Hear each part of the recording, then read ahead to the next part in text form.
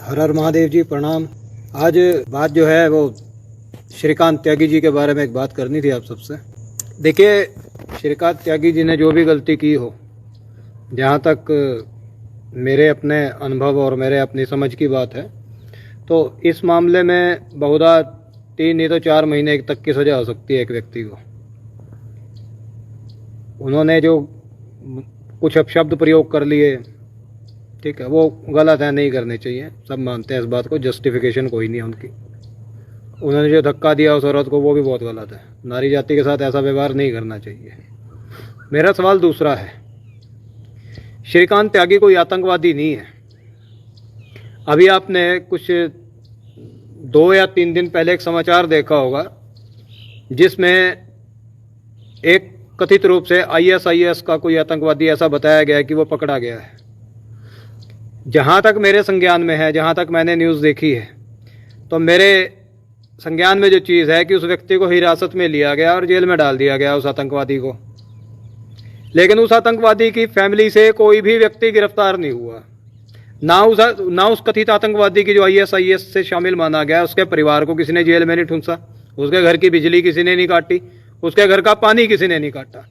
तो श्रीकांत त्यागी जो है, श्रीकांत त्यागी क्या उस कथित ISIS के आतंकवादी से अधिक खतरनाक व्यक्ति है? मेरा आज आपके सामने सिर्फ 2-3 प्रश्न करने आया हूं। मैं केवल पूछने आया हूं महाराज कि प्रशासन को श्रीकांत त्यागी में ऐसी क्या चीज दिखाई दी कि सबसे पहले उसके घर का बिजली का कनेक्शन काट दिया गया। यह भी नहीं सोचा गया कि इसमें उसकी वाइफ की, उनकी धर्मपत्नी की क्या गलती है, उनके 2 या 3 छोटे छोटे बच्चे हैं, उनकी क्या गलती है।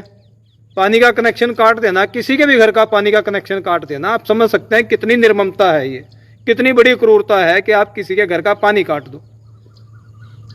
श्रीकांत त्यागी की गलती है, उसे फांसी चढ़ा दो, कोई समस्या वाली बात नहीं मानते अपन लोग। जो कानून बनता है उसके खिलाफ कार्रवाई की जाए। लेकिन उसके बच्चों का क्या दोष है? फिर आपने पानी भी काट दिया, बिजली भी काट दी। अब वो उनकी वाइफ को उठाकर थाने भी ले गए, आप प्रशासन उसकी वाइफ को थाने में भी ले गया। मुझे नहीं समझ में आया कि उनकी वाइफ को थाने में क्यों बिठाया गया। ठीक है, एक महिला के साथ उन्होंने भद्रता की है, उन्हें सजा मिलनी चाहिए, इसमें कोई दो राय नहीं है। लेकिन एक महिला के अपमान की सजा दूसरी महिला को क्यों दिया जाए? एक दूसरी महिला को उठा के आप जेल में ठूस दो। फिर उनकी बच्चियों को आप पानी से भी मोहताज कर दो। फिर चलो, आपने दोनों काम कर भी लिए। अगर उनके घर कोई 2-4 आदमी, उनके समाज के लोग, उनके मिलने जुलने वाले लोग अगर उनके घर मिलने चले भी गए, तो उन्हें आप बोनसर बता दो, उन्हें आप गुंडे बता दो। मतलब आप क्या, प्रशासन ये चाहता है कि उनके बच्चे जो हैं, श्रीकांत त्यागी जी के जो बच्चे हैं, भूख प्यार से दम तोड़ दें? मेरी हर एक चीज में और आप सबको स्पष्ट कर दूं, मेरी जाति त्यागी नहीं है, ठीक है ना। कहीं फिर ये आरोप लगाने लगोगे जातिवादी हो गया, जाति की बात कर रहा है। जाति की बात नहीं है, नाम पूरा ले रहा हूं। मैं केवल इतना कहना चाहता हूं कि एक व्यक्ति के किए की सजा उसकी धर्मपत्नी क्यों भुगते, उसके बच्चे क्यों भुगते हैं? और दूसरी बात यह है कि उनका जो क्राइम का जो उन्होंने क्राइम किया है, उसमें धाराएं इतनी मामूली हैं कि उसमें अधिकतम सजा 3 से लेकर 6 महीने तक के बीच की हैं। कोई इतना बड़ा क्राइम तो उसने कर नहीं दिया कि आप इतनी बड़ी सजा दो। फिर आपका वहां सरकारी बुलडोजर भी पहुंच जाता है, सरकारी बुलडोजर जाके उनके छज्जे बज्जे सारे उड़ा देता है। तो देश के मैं सभी हिंदू समाज के सामने केवल ये पूछने आया हूं कि मुझे आपसे आज एक प्रश्न का उत्तर चाहिए कि ना तो सरकार आपके पक्ष में है, जो श्रीकांत त्यागी कल तक JP नड्डा के साथ जिसकी फोटो हो, आदित्यनाथ जी के साथ जिसकी फोटो हो, अमित शाह जी के साथ जिसकी फोटो हो, योगी आदित्यनाथ जी के साथ मंच जो साझा करता हो, उसी से ये लोग मुकर गए कि वो हमारा वर्कर नहीं है। और एक मेंबर ऑफ पार्लियामेंट उनके खिलाफ खड़े हो गए, शर्मा जी।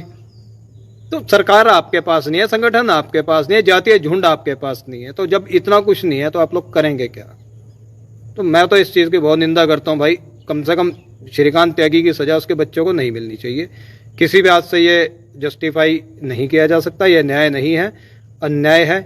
इसकी जितनी निंदा की जाए उतनी कम है। मामले को लेकर योगी आदित्यनाथ जी को इसमें दखल देना चाहिए और कम से कम न्याय की आशा हम लोग कर सकते हैं, आशा ही कर सकते हैं। आगे महादेव जाने। हर हर महादेव। आप सबको प्रणाम। हर हर महादेव।